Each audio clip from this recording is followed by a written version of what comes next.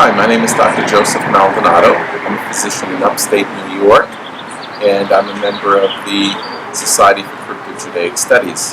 I have been doing genealogy for 30 to 40 years, and for the first half of that, most of it was focused on my father's family, but in the last 10 years, I've started paying attention to my mother's family, and a couple of years ago, I learned that my mother's surname was Sephardic, but really didn't pay much attention to that.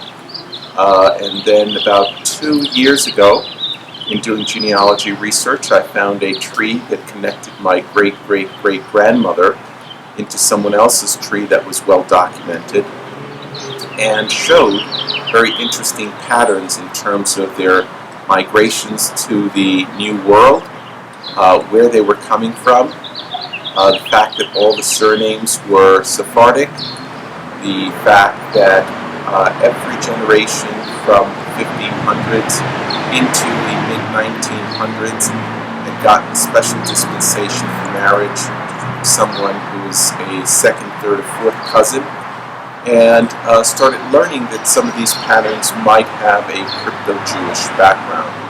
I asked my family about customs and learned that there were some customs that were Jewish that were prevalent in our family, but we had no recollection, no memory whatsoever that these were crypto-Judaic traditions.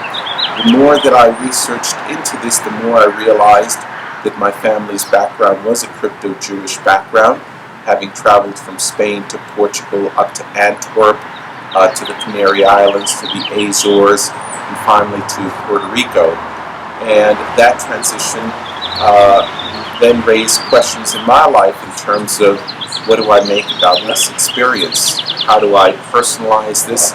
And for me, it was important that I recognize it as something that was not only cultural but spiritual. And in the last year, I made a transition to return back to Judaism in terms of faith and made a return via the Orthodox Jewish background. I have been very pleased in my decision. My family has accepted it well, and I'm thrilled to be at the conference and welcome others to join us.